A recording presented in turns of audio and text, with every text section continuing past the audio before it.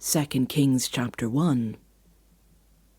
After Ahab's death, Moab rebelled against Israel. Now Ahaz had fallen through the lattice of his upper room in Samaria and injured himself. So he sent messengers, saying to them, "Go and consult Baal-zebub, the god of Ekron, to see if I will recover from this injury." But the angel of the Lord said to Elijah the Tishbite, "Go up and meet the messengers of the king of Samaria, and ask them, 'Is it because there is no God in Israel that you are going off to consult Baal-zebub, the god of Ekron? Therefore this is what the Lord says, you will not leave the bed you are lying on, you will certainly die.'" So Elijah went. When the messengers returned to the king, he asked them, "Why have you come back?" "A man came to meet us," they replied, "and he said to us, 'Go back to the king who sent you and tell him, this is what the Lord says.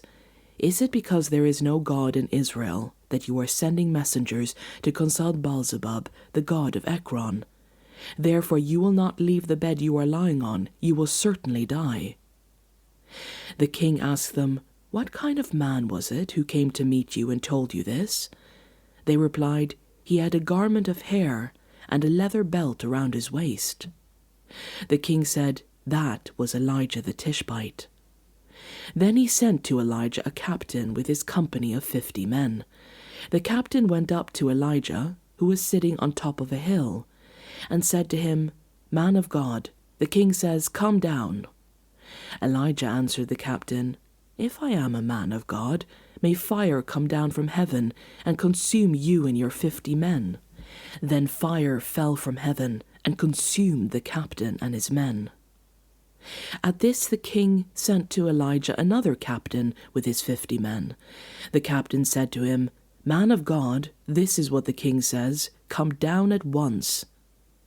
"If I am a man of God," Elijah replied, "may fire come down from heaven and consume you and your 50 men."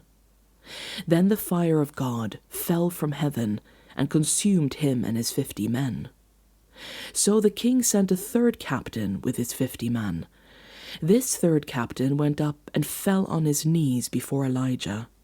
"Man of God," he begged, "please have respect for my life and the lives of these 50 men, your servants. See, fire has fallen from heaven and consumed the first 2 captains and all their men, but now have respect for my life." The angel of the Lord said to Elijah, "Go down with him, do not be afraid of him." So Elijah got up and went down with him to the king.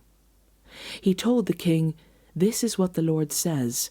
Is it because there is no God in Israel for you to consult, that you have sent messengers to consult Baal-zebub, the god of Ekron? Because you have done this, you will never leave the bed you are lying on, you will certainly die." So he died, according to the word of the Lord that Elijah had spoken. Because Ahaziah had no son, Joram succeeded him as king in the 2nd year of Jehoram, son of Jehoshaphat of Judah. As for all the other events of Ahaziah's reign and what he did, are they not written in the book of the annals of the kings of Israel?